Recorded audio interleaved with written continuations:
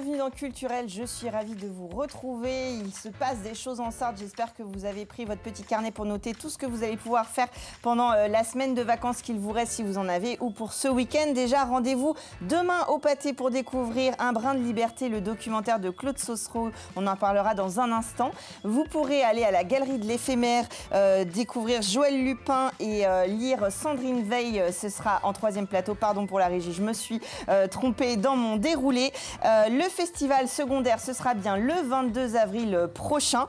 Et puis, on finira l'émission avec un petit coup d'œil du côté du plongeoir pour le temps hors d'âge, un temps circassien. Et les 24 heures de réalisation, ce sera du 19 au 20 avril prochain pour les moins de 26 ans qui voudraient s'essayer au jeu. On retrouve tout ça avec nos invités tout de suite dans Culturel.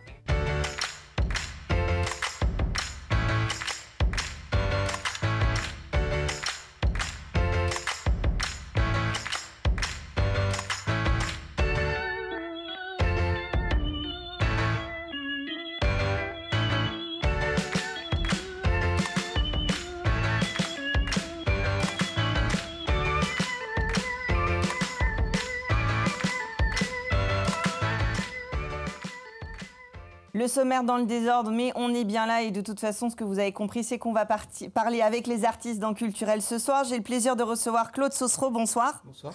Réalisateur donc d'Un brin de liberté, on aura la chance de le découvrir sur grand écran pour la première fois au Pâté au Mans ce vendredi 11 avril à 20h. Produit avec Mitiki Productions, un produit local. Surtout avec ce sujet, puisque cette fois, vous venez avec un documentaire. Oui, c'est mon premier documentaire. Moi, j'ai fait que des fictions jusqu'à maintenant. Et donc, voilà, c'est mon premier documentaire. Et en documentaire, moi, j'ai commencé par le court-métrage. Là, je commence par un 52 minutes. Donc, voilà, je me suis lancé dans cette aventure aux côtés de Bertrand Guéry, donc de Mitiki. Et... que dire? Alors, le sujet, évidemment, alors, pour ceux qui ne vous connaissent pas, c'est vrai que Bertrand Guéry et vous-même, même avec le signe des héros, etc., voilà, vous avez écumé pas mal en Sarthe et bien au-delà. Là, vous avez choisi justement aussi pour cet ancrage, je pense, territorial sartois, de parler de la culture dans nos zones rurales et comment, qu'est-ce qui est proposé et surtout comment les artistes vivent en dehors de la métropole. Alors l'idée de départ, c'était justement de montrer comment la culture existe sur un territoire rural. Moi, j'habite en campagne. J'organise le Festival des 24 cours qui est aussi à Bouloir, sur un territoire rural. Et je sais que tout est plus compliqué. Ça ne veut pas dire que c'est un désert culturel, hein, ce n'est pas le propos du documentaire. Et en plus, c'est un documentaire qui a été réalisé avant les décisions de la région. Donc c'est vraiment ce qui existait, ce qui existe. Et l'idée, c'était de montrer des gens qui s'activent, parfois invisibles en fait, hein, aussi, parce que donc il y a André Chambrier qui est président de l'association de Main d'Art. En fait, moi, mon point de vue, c'était ça, comment le traiter. Donc il fallait que je trouve des gens qui illustrent ça. Et j'ai trouvé 3 protagonistes avec des profils différents. Donc André préside une association et il organise, donc Main d'Art organise à Saint-Michel-de-Chaveigne un symposium de sculpture internationale, ce qui est quand même quelque chose d'exceptionnel et rare, et qui est très coûteux, puisqu'ils font venir des artistes du monde entier. Et donc, c'était de montrer comment... oui, la sculpture, en plus, c'est aussi un art qui n'est pas, qui fait pas venir les gens systématiquement. Donc, qui est à la fois difficile et coûteux même en termes de matériaux, etc., et d'installation. On n'imagine pas forcément, justement, dans une commune de moins de 1000 habitants. Et donc, je trouve j'admire ça, je trouve qu'il y a quelque chose de... Je voulais montrer ça.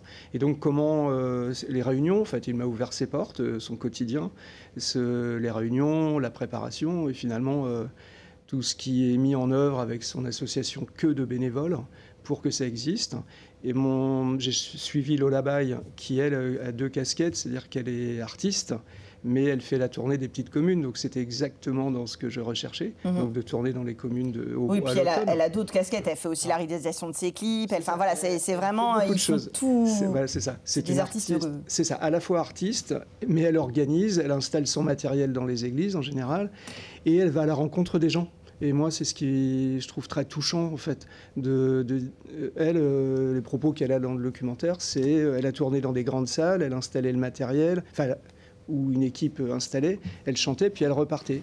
Et elle voulait aller à la rencontre des gens, aller à la rencontre des élus, dans des communes, donc elle mange chez l'habitant, par exemple, quand il y a des concerts.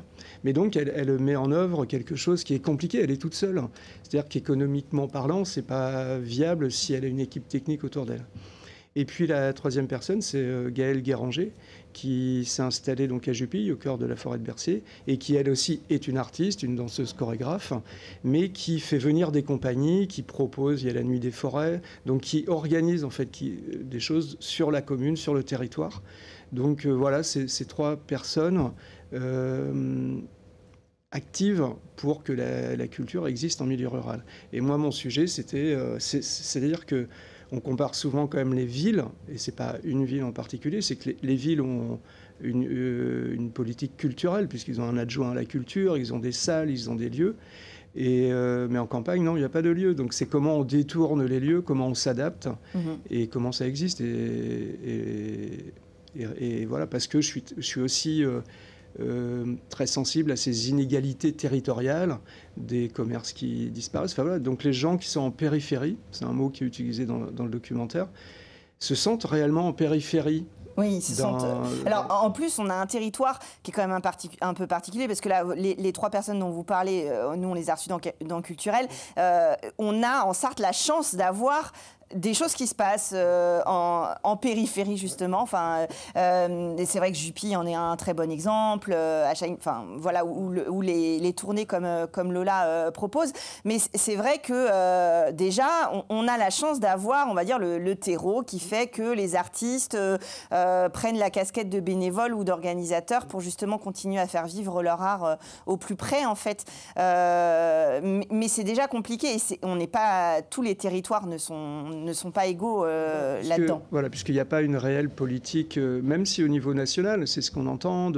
Parce que la périphérie, je pense aussi à la périphérie des villes, où Bien aussi sûr. on peut se sentir, c'est comparable, hein, réellement, que ce soit les jeunes, en fait, de se sentir justement oui, éloignés, pas concernés sur les voilà. Grandes salles ou encore plus pour des fois des choses un peu plus exclusives, sur des expositions ou des concerts qui ne sont pas des tournées nationales, de se dire voilà, on va aller pousser la porte pour découvrir autre chose. Voilà. Alors moi je suis aussi enseignant, et alors dans le documentaire j'ai eu la chance, parce qu'il y a une partie qui est écrite, il y a un scénario, il y a des personnages principaux, mais on rencontre plein de gens, et j'ai eu la chance de rencontrer les élèves de 4e SECPA du collège de Bouloir, qui sont venus justement sur une activité de main d'art, sculpter avec un artiste, etc. Et donc c'est pour moi la partie justement auprès des jeunes est aussi importante, en fait. C'est-à-dire que comment, quand on est jeune, quelles sont les possibilités d'avoir accès à l'art, de découvrir, en fait. Et Lola, elle dit à un moment donné, elle a grandi au Sablon. Et elle dit exactement qu'elle habitait à côté de l'Espal, mais que pour elle ne se sentait pas concernée. Et c'est aussi ça, en fait. Et ce que fait Lola, justement, aujourd'hui, les gens viennent la voir, parce que c'est dans leur village. Et justement, il y a des gens qui viennent, qui se sentent aussi... Ils sont surpris de la voir venir dans leur commune, qu'elle s'intéresse à eux. Et justement, pour moi, c'est ça, et auprès des jeunes notamment, c'est de provoquer ces rencontres, et puis peut-être déclencher des possibilités dans la vie, mais même sans ça, c'est vivre ces moments où on est ensemble, en fait. C'est ça, comme Gaëlle Guéranger aussi à Jupille, c'est vrai que, alors, c'est en plus la danse qui est quelque chose de moins commun, qui est moins intégré dans notre imaginaire collectif, notre culture collective. C'est des choses qui peuvent faire revivre, et c'est vrai que moi, par exemple, j'ai connu Jupille par les propositions artistiques. Donc c'est aussi un moyen d'aller nous vers des territoires qu'on connaît moins aussi parfois en tant que citadin. Enfin, moi, en tant que Mancel, c'est ce que je raconte. Et c'est aussi ça qui est intéressant de les faire venir ici, de les faire parler. Et c'est ce que vous faites avec Un brin de liberté. Demain, à 20h au Pâté, j'ai vu que certains avaient communiqué. Ça sera aussi l'occasion d'en parler. Je ne sais pas si les trois protagonistes seront là. Ils seront présents. Donc, le temps d'échanger aussi, et sur la place justement du documentaire, du cinéma, pour garder une trace de tout cela et peut-être s'interroger ensemble? Oui, c'est ça. En fait, je trouve que c'est comme un livre. C'est-à-dire que c'est une occasion de parler de ça, d'évoquer. En fait, le documentaire, il est là pour justement... je pense qu'il va circuler dans des festivals sur le thème de la ruralité, en fait. C'est l'idée. Hein. Donc, et effectivement, un documentaire, c'est l'occasion d'en parler et d'évoquer ça ensemble. Et ce qui revient beaucoup dans le film, c'est justement le lien, la culture. C'est un lien qu'on a, en fait, entre nous. Et peut-être plus que jamais, on a besoin de se réunir. Les gens ne se connaissent plus, même en campagne, en fait. En ville aussi, certainement. Mais en campagne, quand on a un moment comme ça, les gens ont des occasions pour parler. Un concert au Mans, peut-être qu'on sort, enfin je sais pas comment... Oui, c'est pas la même chose, c'est un moment de rencontre, un peu comme aller chercher les enfants à l'école ou aller dans un bistrot, c'est un moment d'échange. Et le public se croise réellement, c'est-à-dire que là, en fait, ce sont les habitants qui viennent, donc peu importe la catégorie sociale, je dirais. C'est un public divers et varié qui se croise, qui vit un moment ensemble, et parce que chacun, que ce soit à Jupy, à Saint-Michel ou Lola dans la tournée des petites communes, il y a un avant, il y a un pendant et il y a un après, en fait. C'est-à-dire que c'est plus qu'une représentation. Et puis il y a des rendez-vous, puisque c'est des choses qui sont installées, qui reviennent pour la plupart, et donc voilà, qu'on attend aussi. C'est un rendez-vous, mais c'est fragile, puisque ça tient... Alors, c'est professionnel, Gaël, Lola sont des professionnels, mais la tournée des petites communes, c'est à l'initiative de Lola. C'est-à-dire que... Et Gaël et Loïc, puisqu'ils sont deux à gérer le lieu. Bon, il y a une partie professionnelle, mais ça reste... Ça reste un engagement fort, personnel, de toute façon, des gens qui consacrent leur vie, hein, on peut le dire. Une façon de mettre la lumière sur ces projets, de les découvrir si on ne les connaît pas, de s'interroger ensemble et puis justement de se sensibiliser aussi pour maintenir ces actions qui nous font du bien et qui, je pense, sont essentielles. C'est aussi pour ça que, voilà, à Culturel, on va pas parler, enfin, il n'y a pas de sujet sur ça. Vendredi 11 avril, donc demain à 20h au Pâté au Mans. Et puis, évidemment, après... Alors, il est programmé au Ciné-Musée à Dolon le dernier vendredi d'avril, par exemple. Ça, c'est la première date qu'on a eue récemment. Et de toute façon, on vous suit sur les réseaux et on suit aussi Mitiki Productions pour voir comment va vivre ce film à travers aussi les festivals et selon les thématiques.